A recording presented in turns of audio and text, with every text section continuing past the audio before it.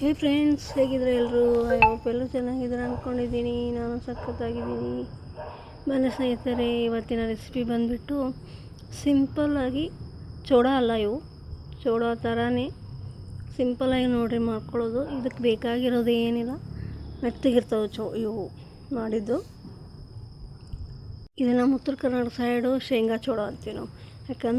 ಯಾಕೆ ಇದಕ್ಕೆ ಹೆಸರು ಶೇಂಗಾ ಚೋಡ ಅಂದರೆ ಇದಕ್ಕೆ ಶೇಂಗಾ ಜಾಸ್ತಿ ಹಾಕಿರ್ತೀರಿ.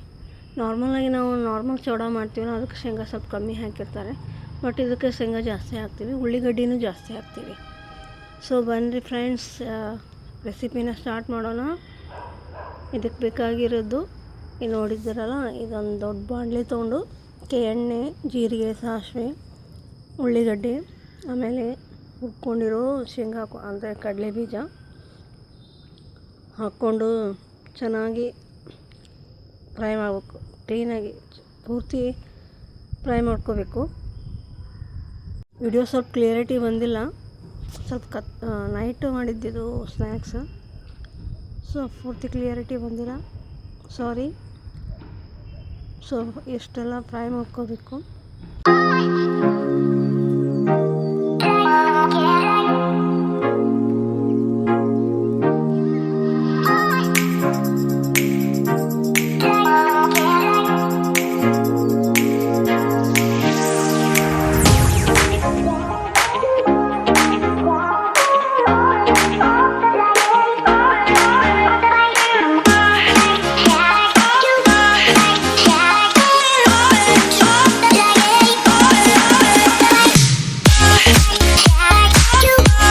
ಒಂದು 2-3 ಹಸಿಮೆಣ್ಸಿನ್ಕಾಯಿ ಹಾಕ್ಕೋಬೇಕು.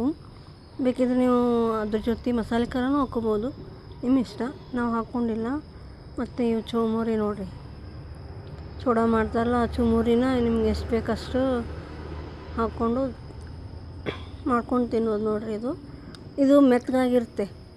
ಇವು ಹೆಂಗೆ ನಾರ್ಮಲ್ ಚೂಡ ಮಾಡ್ತೀವಲ್ಲ, ಕುರ್ಕುರು ಇರ್ತಾವಲ್ಲ, ಆ ರೀತಿ ಇರೋಲ್ಲ, ಕ್ರಿಸ್ಪಿ ಇರಲ್ಲ, ಮೆತ್ತಗೆ ಆಗ್ತಾವೆ. ಒಂದಿನ ಇಟ್ಕೊಂಡು ತಿನ್ಬೋದು. ಇದನ್ನು ಏನು ಪ್ರಾಬ್ಲಮ್ ಆಗೋಲ್ಲ. ನಾವು ಮಾಡ್ಕೋತೀವಲ್ಲ ಅದೇ ಟೇಸ್ಟ್ ಬೇರೆ ಕೊಡುತ್ತೆ, ಈ ಚೂಡನೂ ಟೇಸ್ಟ್ ಬೇರೆ ಕೊಡುತ್ತೆ. ಒಂದು ಸಲ ಮನೇಲಿ ಟ್ರೈ ಮಾಡಿರಿ, ಚೆನ್ನಾಗಿರುತ್ತೆ. ಮೆತ್ತಗಿರುತ್ತೆ ಅಂದರೆ ಉಳ್ಳಿಗಡ್ಡೆ ಹಾಕಿರುತ್ತಲ್ಲ, ಸೊ ಅದಕ್ಕೆ ಈ ಚೂಡ ಮೆತ್ತಗಿರುತ್ತೆ, ಸೂಪರಾಗಿರುತ್ತೆ. ಮನೆಯಲ್ಲೆಲ್ಲರೂ ಇಷ್ಟಪಟ್ಟು ತಿಂತಾರೆ. ಮಾಡಿ ನೋಡಿರಿ, ಹೇಗಿತ್ತು ಅಂತ ನಂಗೆ ಕಮೆಂಟ್ ಮಾಡಿ.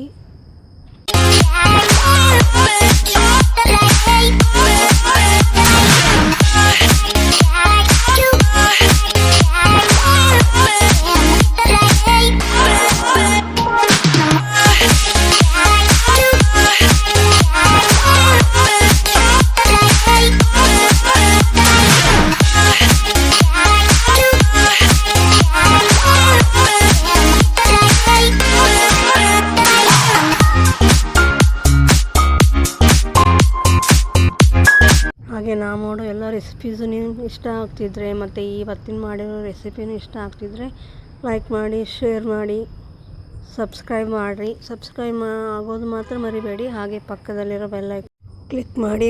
Thanks for watching. ನೆಕ್ಸ್ಟ್ ವಿಡಿಯೋದಲ್ಲಿ ಸಿಗ್ತೀನಿ. ಬಾಯ್.